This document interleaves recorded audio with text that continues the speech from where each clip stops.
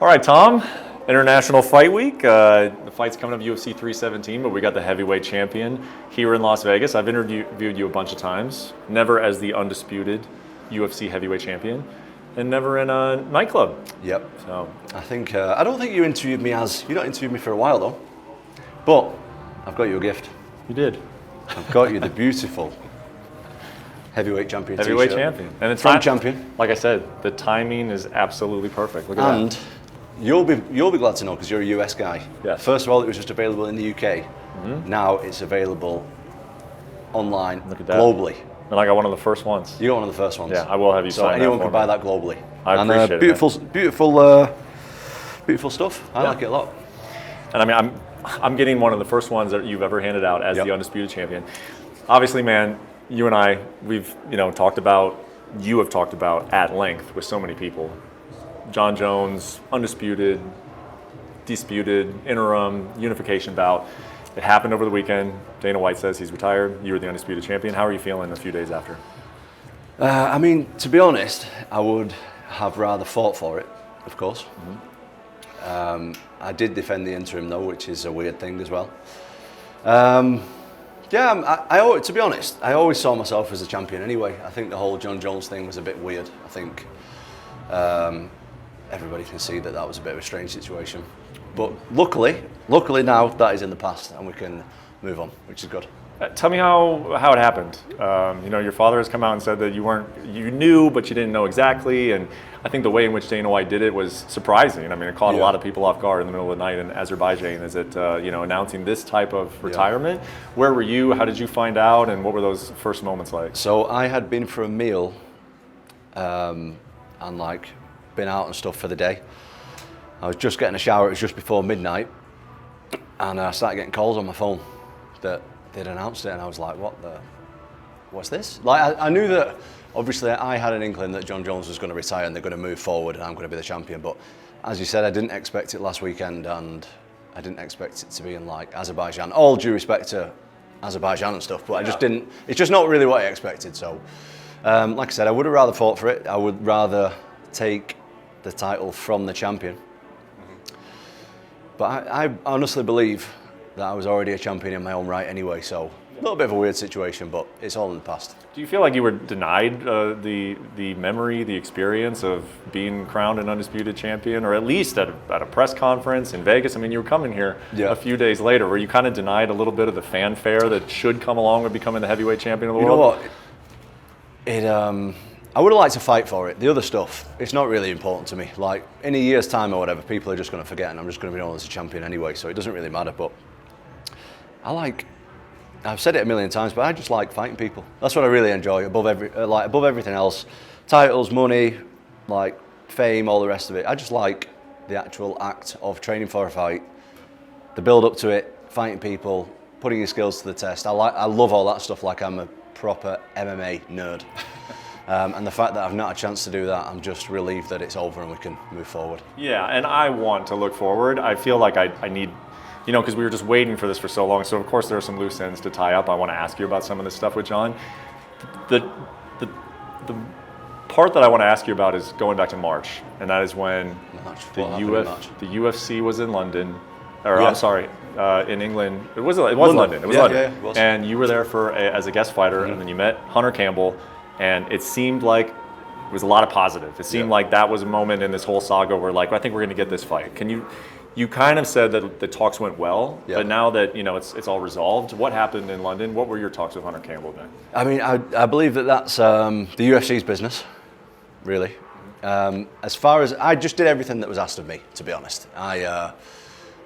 What their business is with the other side is their business, and I don't really know what happened. I know that the UFC were pretty sure that it was going to happen, and that's all I know, really. I don't know the ins and outs of it. I know that there's people that come out and said he's been offered the money that he asked for and he got the time he asked for and everything.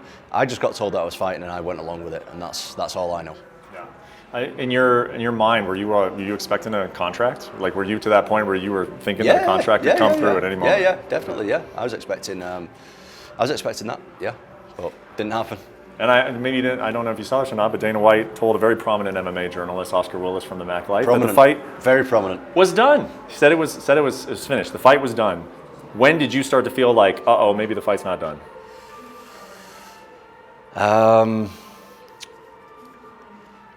I don't know, because he was putting a lot of stuff out on social media, but people were always like, he's just playing mind games. He's gonna sign the contract, but then he just didn't. So when stuff started to come out about him speaking that he's not going to fight again and he's going to retire and stuff, I didn't know what to believe, to be honest. And I thought, I don't know if this is actually going to happen, and then it didn't. So, mate, honestly, I've said it a million times. I was never actually chasing Jon. I was chasing the heavyweight title all along. The face. I mean, don't get me wrong, Jon Jones would have been an amazing scalp, time on record, but the opponent, the guy standing across from me, never mattered. It never has mattered. It never will matter. Like, what was important to me was being the best in the world. So the other stuff was pretty irrelevant. As I said, it would have been a great scalp. That would have, propelled me more than any other fight. But a fight's a fight. I'm not too bothered. Obviously, it impacts you financially, and Dana even talked about like your legacy, not fighting for a year, but even just from a mood standpoint. This is what you like to do. So how has the last year been, just in terms of not being able to do what you like to do? You know what? You can look at it from both sides. I've improved a lot in a year, and because I was always uncertain of when I'm going to fight, I've stayed locked in for like a full year, which is something that I've never really done before. It's always been like train, fight, time off, train, fight. Whereas this time I've actually stayed consistent with my training and stuff, stayed consistent with the lifestyle, and I think that I've made like massive improvements, that is actually one of the positives to not fighting regular, is that you can be consistent with improvement. Whereas if you got like an 8-week window for a fight or a 12-week window, you're training for one guy. Now I was just training to get better in the whole time, ready to sign a contract if it was Jon or somebody else, to then prepare for that one guy. But I've had like 10, 11 months just training to get better, so I feel like I'm much better than I was last year. I know I feel like this sitting here, that I'm like, we should have known better, really, than to ever get our hopes up. I mean, the guy said he didn't want to fight you, and when he moved to heavyweight, and I say this respectfully, he was strategic about how he did it, who he fought. So is that kind of how you feel about it too? Like when you realized for sure that it's not going to happen, at least it's certainly not going to happen right now, were you kind of like, we were always headed this way? I guess so, but I just never knew, to be honest. I just kept an open mind for the full thing. I did what I was told to do by the UFC. Stay ready, get ready for a call, stay in shape, stay focused, and that's what I did.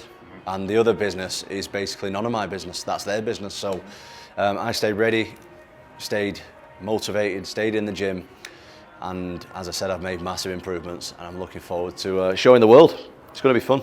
I'd be curious to ask you this as fighters' careers come to an end, there is always that, well, how are we going to end it?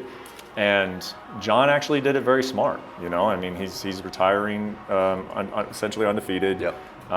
He's got that legacy in check and everything. And then there's that fan expectation of like you're kind of like supposed to do this until it's almost foolish to do it. Like we've seen careers end with a lot of losing. And you're a guy who's of course said that you would like to retire before the sport kicks you out. Like going through this process and kind of seeing it unfold, but it's not from you, it's from the other side. I guess I'm probably rambling here, but like it's tough, right? Because on one hand, he did it the right way, he did it smart, but on the other hand, it's like that's not what the fans want. That it does impact your legacy to a certain extent. What? From a selfish perspective, I wish he would have stuck around, obviously. But like I said, that wasn't the fight that I was chasing. I was chasing the title, but yeah, definitely retire before the sport retires you, because now, and I don't want to drop any names, but a lot of my peers in the generation above me, I see where the bodies are at now. And I see that the sport can wear on you, man. Like, it's dangerous. It's a dangerous sport. And if you're healthy and you've got money and you're in a good place mentally, then it's probably a good spot to retire. If you think you're risking it all and you've got this young guy breathing down your neck and you're not too sure about it, I think it's probably smart to retire. So when you're thinking about your legacy now, what do you want it to look like? And as you're entering this very important chapter, obviously, in your career, what are you looking to accomplish other than, of course, just hang on to the belt? That's a good question. It's a good question that I don't know. I think my legacy is, I think I'm different in my approach to fighting, is that I'm trying to get the guy out of there at all times. And I think you can see that from my fights. But as far as a legacy, like, I just want to keep winning, keep enjoying it, keep making money, keep, doing what I'm doing. Like, I just want to keep doing what I'm doing. I'm not really thinking about how it's going to look when I'm finishing, because I'm nowhere near that point yet. At the moment, I'm just really enjoying it. My body's in good shape, I'm healthy, I feel good about myself. Like, everything's good, I'm in a really good spot. So as far as legacy-wise, to compare to a guy like Jon Jones, GSP, Anderson Silva and stuff like that, I'm miles away from them, man. I'm not thinking about that right now. I'm just thinking about the next fight. Yeah. What is the next fight? Well, I can't tell you. Come on. I'm trying to keep my job. But there's one coming. When will we know? Better ask the UFC. I'm not sure. Yeah. I don't know. Sooner rather than later? It's going to be soon. You haven't. Would you like to fight twice this year? I want Do to you fight twice this see year. an opportunity to Absolutely. fight twice this year? Absolutely. Okay. Yeah. This fight that we will find about whenever the UFC decides to announce it, how do you feel about it? I feel good about any fight, to be honest. You know what? My job, all the other stuff aside, like, I just the reason that I got into this sport was because I enjoy it. I like fighting. I like the process of it. I like everything that goes with it. I did it for free for a long time. I did it for free. Never got paid a penny.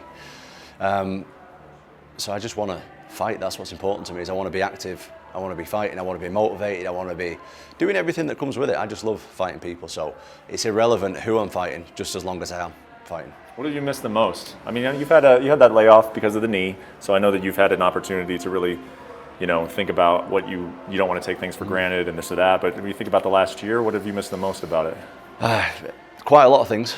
I like how locked in I feel when I've got a fight, because nothing else really matters for that 8 or 12 weeks apart from that. That's great. I really enjoy that. Something else that I really enjoy is getting my hands wrapped in an arena with another guy getting the hands wrapped in the same arena, and us both meeting in the middle in our underwear and seeing who the better man is. That's what I really enjoy, is that anticipation of it.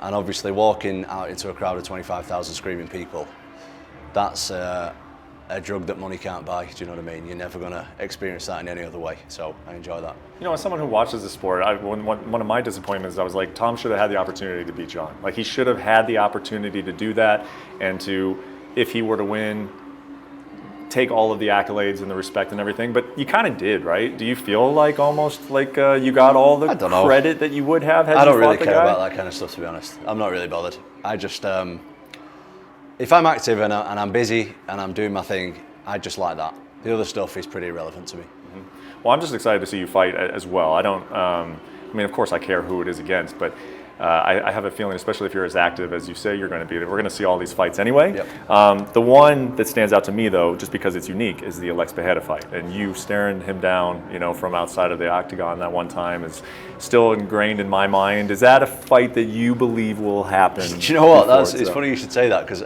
I see in the pictures when I'm like staring at him. Yeah. If you watch me at any event, I'll stand and stare at the flyweights like that. Really? Yeah, not because I'm not trying to intimidate them, because I really enjoy studying people's psychology before the fight. I just like watching the body language, what they're doing, how they're behaving and stuff. Maybe I'll learn something. Who knows? You know what I mean? I might learn something from someone else. So I'm, watch has come off. I'm constantly studying the way that people are acting, because it interests me. But I don't know, he's got business to do at light heavy. You know what I mean? He's just lost his title in a tough fight. I think that Ankalaev remains to be a really tough matchup for him. Mm-hmm. And let's see if he gets through the next one, because in my opinion, Magomed Ankalaev doesn't get enough respect. Like, the guy has run through everybody, and he just beat a long-standing champion, and he should be given respect in his own right for being a champion. And I think that it's a tough fight for Alex. It's definitely a fight that Alex can win. We've seen him, how powerful he is and stuff. But I think as far as his move up to heavyweight, I think I'm only speaking if I was in his position, I'd want to get that one back first. What are your thoughts on the state of the heavyweight division? It's been better, but it can get better, for sure. Mm-hmm. I think when we're talking about like the Cain Velasquez, Junior Dos Santos days, Brock Lesnar involved and all that kind of people, that's when and Fabricio Verdum and et cetera, that's when it was at its peak. Now it's not maybe got as many big names involved, but that's there to be changed. Do you know what I mean? There's plenty good guys there. And I think that in the next few years, we're going to see some really good fights with the heavyweights. Being in Vegas the way you are, and it sounds like you have a fight coming up in the near future, I imagine you'll be getting some work in. I know that Eric Nixick is in Vegas. You guys have worked together before. I believe that Francis is in Vegas. Yeah. Any possibility that you and Francis will be moving around a little bit while you're out here? So. You know what? I'm only here for a short time, and I'm really busy this time, so I don't think I'm actually going to get much chance to work with those guys. Unfortunately, Eric's a friend of mine, but I don't think this time is the time to get working. I mean, I hate ending this conversation about Jon Jones. I do, truly. You love Jon Jones. You love him. The whole world did. The whole world loved that fight, Yeah. man. The world loved that fight. Yeah. And it's disappointing, but it's like, world to move on, and we got a heavyweight champion, undisputed. It's like what happened will happen. I wonder what you think in terms of, do you think he'll struggle with it? Like, if you move on and you knock out a guy and you submit a guy and you're not talking about Jon Jones and no one is talking about Jon Jones, do you think he is the kind of guy that will resurface because he will say he misses the spotlight? I don't know him personally, so I have no idea. I know he's got his own struggles going on at the moment, so whatever he's going through in his life, I wish him the best of luck. I have no. If he from what he's saying on social media and interviews and stuff, he feels like he's done enough. So if he feels like that and he can be content with that, like, God bless him, and I wish him all the best for the future of his life. I appreciate it, man. And it's been a long year, but also not too long. It's been 12 months, and we'll get you in the octagon again pretty soon. And, And how frequently do you want to be doing it? When you came in, I think you had 5 fights and 13, 14 Yeah, I was flying months. by. Yeah, I want to continue that. I want to get back to that. That'd be nice. Something like that would be beautiful. That'd be perfect. Yeah, as a champion, five fights in that amount of time. That's correct. I love it, man. Let's get this heavyweight division moving. Let's go. And thank you for the shirt. Appreciate it. Beautiful shirt, available now on Champion stores. Awesome. Thank you, Tom. Thank you.